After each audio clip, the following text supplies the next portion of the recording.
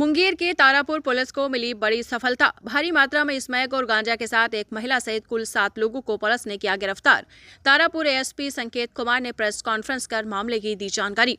दरअसल शराबबंदी लागू होने के बाद बिहार में अब सूखे नशे का जाल तेजी से फैलता नजर आ रहा है।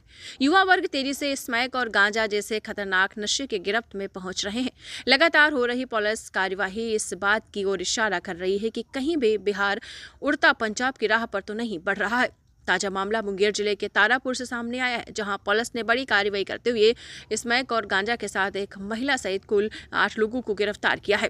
इस मामले में मुंगेर के एएसपी सह एसटीपीओ तारापुर संकेत कुमार ने बताया है कि गुप्त सूचना के आधार पर तारापुर थाना पुलिस ने शहीद चौक के पास छापेमारी की, जहां 2 युवक मादक पदार्थ स्मैक को खरीद फरोख्त करते पकड़े गए।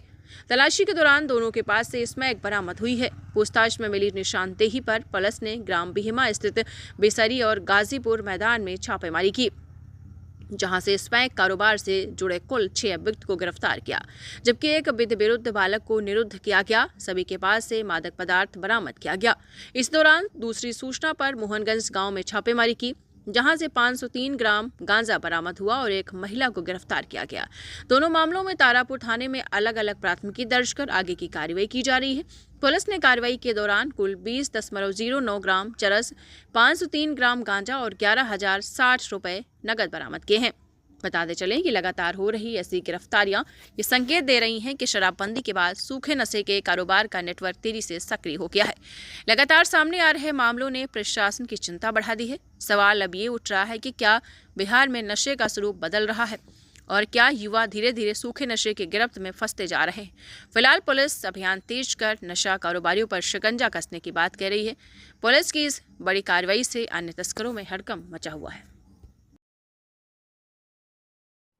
जी, कल दिनांक 25/2/26 को रात्रि लगभग 9 बजे के आसपास तारापुर थाने में एक सूचना प्राप्त हुई कि वहीं थाना चौक के समीप 2 व्यक्ति मादक पदार्थ को बेच रहे हैं। तो उसके सत्यापन हेतु तारापुर थाना की टीम उस घटनास्थल पर पहुंची और वहां से उन्होंने उन 2 लोगों को हिरासत में लिया और उनके छानबीन के दौरान उनके पास से कुछ मादक पदार्थ बरामद हुए।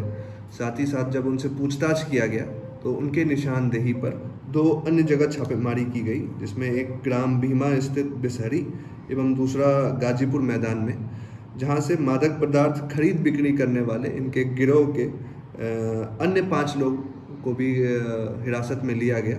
सो कुल 7 लोगों को इस मामले में हिरासत में लिया गया है, जिनके पास से कुल 21 ग्राम मादक पदार्थ ब्राउन शुगर बरामद हुआ है।